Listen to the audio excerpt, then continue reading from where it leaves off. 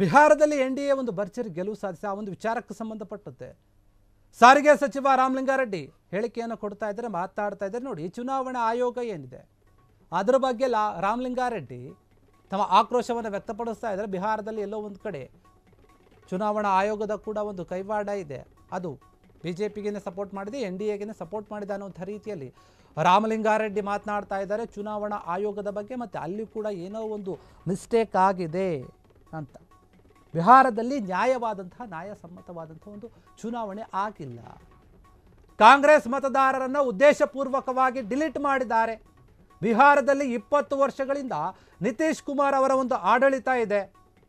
14 ವರ್ಷಗಳಿಂದ ಕೇಂದ್ರದಲ್ಲಿ ಬಿಜೆಪಿ ಅಧಿಕಾರದಲ್ಲಿದೆ.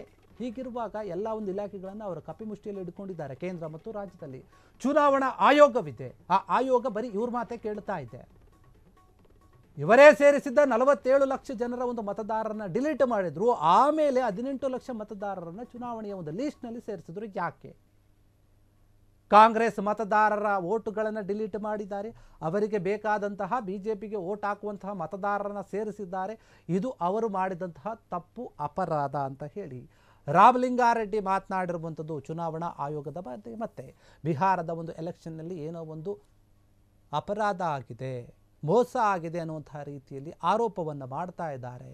ಈ ಮುಂಚೆ ಏನು ಚುನಾವಣೆಗಳಲ್ಲಿ ನಾವು ಬರೀ ಆಶ್ವಾಸನೆಗಳನ್ನು ಕೊಟ್ಟು ಆ ನಂತರ ಗೆದ್ದ ಮೇಲೆ ಅವನ್ನು ಪೂರೈಸ್ತಾ ಇದ್ವಿ. ಆದರೆ ಬಿಹಾರದಲ್ಲಿ ಹಂಗಾಗಲಿಲ್ಲ. ಮೊದಲೇ ಒಂದು ಹೆಣ್ಣು ಮಕ್ಕಳ ಒಂದು ಅಕೌಂಟಿಗೆ 10,000 ಹಣ ಹಾಕಿಬಿಟ್ರು. ಅದರ ಒಂದು ಮೌಲ್ಯ ಎಷ್ಟು? 1,25,00,000 ರೂಪಾಯಿ ಜನರಿಗೆ ಹಾಕಿದ್ದಾರೆ. 10,000 ಹಣದಂತೆ. ಇದು ಯಾಕೆ?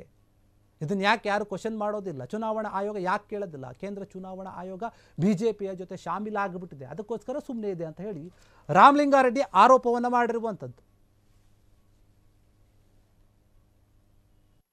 ಬಿಹಾರ ಚುನಾವಣೆ ಒಂದು ದೊಡ್ಡ ಡ್ರಾಬ್ಯಾಕ್ ಸರ್ ಕಾಂಗ್ರೆಸ್ ಪಕ್ಷಕ್ಕೆ. ಈಗ ಇಡೀ ಮೋಸಗಾರರೇ ತುಂಬಿದ್ದಾರೆ. ಆಮೇಲೆ 20 ವರ್ಷದಿಂದ ಅಲ್ಲಿ ಮುಖ್ಯಮಂತ್ರಿ ಆಗಿದ್ದವರು ಯಾರು? ನಿತೀಶ್ ಕುಮಾರ್. 14 ವರ್ಷದಿಂದ ಬಿ ಜೆ ಪಿ ಸರ್ಕಾರ ದೇಶದಲ್ಲಿದೆ. Election commission central government control ಮಾಡ್ತಾರೆ. State election commission Nitish Kumar ಅವರ ವ್ಯಾಪ್ತಿಯಲ್ಲಿತ್ತು. 47 ಲಕ್ಷ ಜನ ಮತದಾರರು ಹೇಗೆ ಸೇರೋಕ್ಕಾಯಿತು? ಈಗ 47 ಲಕ್ಷ ಜನ ಮತದಾರರು ಇವರು ತೆಗೆದಿದ್ದಾರೆ ಅಂದರೆ ಅವ್ರು ಇರಲಿಲ್ಲ ಅಂತ ಹೇಳ್ತಾರೆ. 20 ವರ್ಷದಿಂದ ನಿತೀಶ್ ಕುಮಾರೇ ಇದ್ದಾರೆ.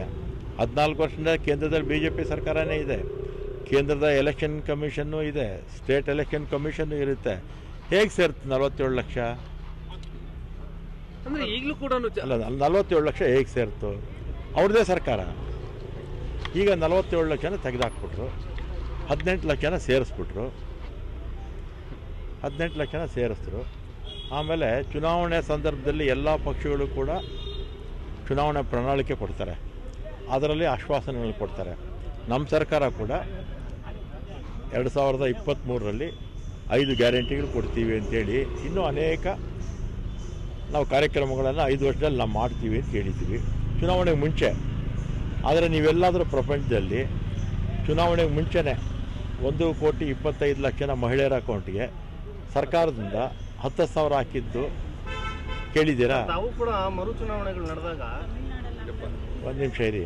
ಈಗ ಎಲ್ಲಾದ್ರೂ ಚುನಾವಣೆಗೆ ಮುಂಚೆ ಯಾರಾದರೂ ಹಣ ಕೊಡ್ತಾರೆ? ಚುನಾವಣೆ ಗೆದ್ದಾದ ಮೇಲೆ ನಿತೀಶ್ ಕುಮಾರ್ ಅವರು ಅದು ಪಾರ್ಟಿ ಅಧಿಕಾರಕ್ಕೆ ಬಂದಿದ್ದರೆ ನಾವು ಚುನಾವಣೆ ಸಂದರ್ಭದಲ್ಲಿ ನಾವು ಹೇಳಿದ್ವಿ ಅದನ್ನು ಈಡೇರಿಸ್ತೀವಿ ಅಂತ. ಎಲೆಕ್ಷನ್ ಆದಮೇಲೆ ಮಾಡಬೇಕಾಗಿತ್ತು.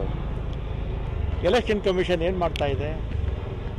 ಎಲೆಕ್ಷನ್ ಕಮಿಷನ್ ಏನು ಮಾಡ್ತಾ ಇದೆ? ಕೈಗೊಂಬೆ ಆಗಿದೆ.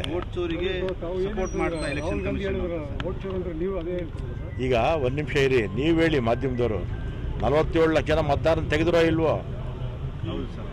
18 ಲಕ್ಷ ಜನ ಸೇರಿಸ್ರೋ ಇಲ್ವೋ? 1,25,00,000 ಜನಕ್ಕೆ ಎಲೆಕ್ಷನ್ ಮುಂಚೆ 10,000 ಹಾಕಿದ್ರೋ ಇಲ್ವೋ? 20 ವರ್ಷದಿಂದ ಅಧಿಕಾರದಲ್ಲಿದ್ದವರು. ಕ್ಷಣ ಕ್ಷಣದ ಸುದ್ದಿಗಳಿಗಾಗಿ ಫ್ರೀಡಂ ಟಿವಿ ಸಬ್ಸ್ಕ್ರೈಬ್ ಮಾಡಿ, ಲೈಕ್ ಮಾಡಿ ಹಾಗೂ ಫಾಲೋ ಮಾಡಿ. ಹೊಸ ಸುದ್ದಿಗಳ ನೋಟಿಫಿಕೇಶನ್ಗಾಗಿ ಬೆಲ್ ಐಕಾನ್ ಮೇಲೆ ಕ್ಲಿಕ್ ಮಾಡಿ.